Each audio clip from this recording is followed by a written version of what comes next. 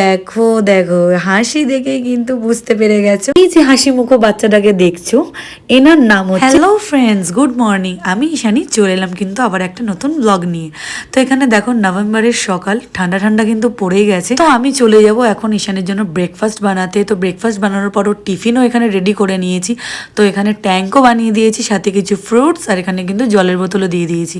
তো দেখো ঈশান কিন্তু এখানে রেডি হয়ে গেছে, ও কিন্তু স্কুলের জন্য বেরোবে আর কিছুক্ষণের মধ্যেই। তো তার আগে কিন্তু ব্যাট নিয়ে কিন্তু ওর খেলা কিন্তু এখনো বন্ধ হয়নি। তো দেখো ওর কিন্তু ক্রিকেটের হবার খুব ইচ্ছা, আর কিন্তু ব্যাট নিয়ে সারাক্ষণ ব্যাট আর বল, ওর আর কিচ্ছু চায় না। রোহিত শর্মার বড় ফ্যান। তো তারপর আমি নিচে চলে এলাম ঈশানকে ছাড়ার জন্য। তো এখানে দেখো র্যাপিডো ড্রাইভার কিন্তু চলে এসছে। হ্যাঁ ফ্রেন্ডস, ঈশান কিন্তু একাই স্কুলে যাচ্ছে কদিন ধরে, কারণ আমার শরীরটা প্রচণ্ডই খারাপ। তো তারপর এখানে পেমেন্ট করে দিলাম আমি। তো ঈশানকে আমি টাটা করে দিলাম। তো ঈশানকে আমি একা একাই এখন স্কুলে পাঠাচ্ছি। আর ওর আসার সময় কিন্তু ওর বাবা কিন্তু গাড়ি করে নিয়ে চলে আসে। তো একটু একটু বড়ও হচ্ছে, তো আমি একটু আধটু ছাড়িও, আর ফোনেই আমি লোকেশনে সব দেখতে পারি। ওকে স্কুলের সামনে ছেড়ে দেন কল করে দেয়। তারপর আমি চলে এলাম এই যে দেখো রুমে। তো এখানে দেখো রিওকে দেখিয়ে দিচ্ছি।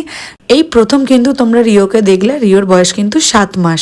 তো তারপর এখানে আমি লাঞ্চ বানিয়ে নিলাম। তো এখানে পালক পনির বানিয়েছিলাম আর ভাত বানিয়েছিলাম, কিন্তু ঈশানের খুব ফেভারিট, তো এটাই আজকে আমি লাঞ্চে বানিয়েছিলাম।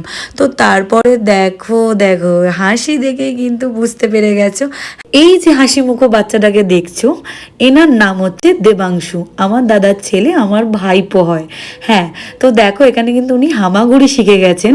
তো এখানে দেখো হামাগুড়ি দিয়ে কিন্তু আগে চলে যাচ্ছে। আর এত পেকো বুড়ো হয়েছে যে কি বলবো, ক্যামেরা অন করলে কিন্তু একটা গাল ভরে হাসি কিন্তু ওর মুখে দেখাই যায়। আর সব থেকে প্রিয় জিনিস হচ্ছে আমার ঘরের এই কম্বল দুটো, দেখলে শুধু ঝাঁপিয়ে পড়ে। হাসি বুড়ো।